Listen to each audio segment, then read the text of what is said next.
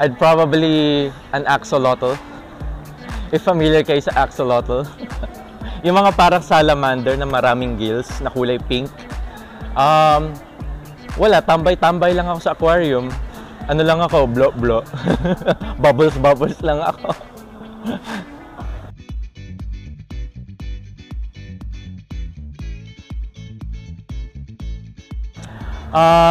Probably going to space, tapos magtutour ako around the Earth, sa ISS. Yan ang gusto ko, yan ang dream ko.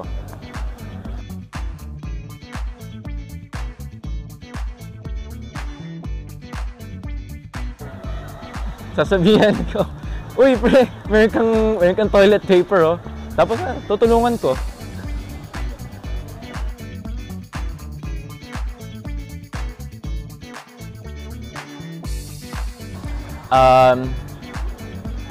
Siyempre ayoko kasi magka-inflation, so wag kayong mag-ever wish ng infinite money. Inflation guys, inflation is a thing. So I'd wish for something similar, pero para makatulong ako sa mga kapwa. Secondly, I'd wish for world peace. In a perfect world, siyempre. Pangatlo naman, I'd wish na hindi ko na kailangan matulog. Kasi 1/3 of our lives is spent sleeping. So parang iniisip ko, what if I could spend that 1/3 of my life doing something else? Something more productive. Sorry, very efficient ako eh.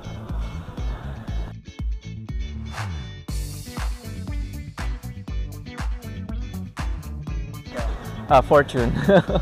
Fortune talaga kasi maraming hassle that comes with fame. Kagaya ni Drake, he doesn't want it. So fortune kasi mas marami akong magagawa with fortune. Mas gusto kong tumulong ng tago.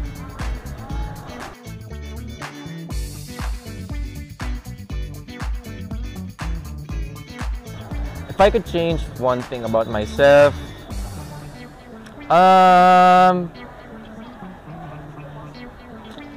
siguro na hindi ako sobrang unemotional.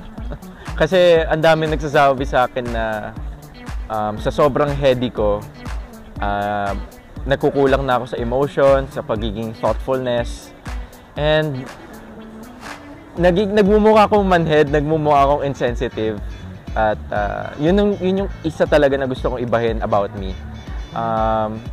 Kasi I wanna be in ways na I would like to express better for people and to interpret me better. I wanna be in a way more in tune with my emotions. Yung EQ ko, I wanna develop it more.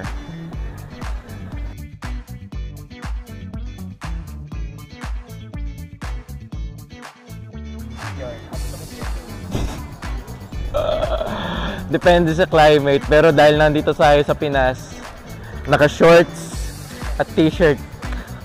Very kahit saan pwede magamit. So casual shirt, t-shirt, and shoes.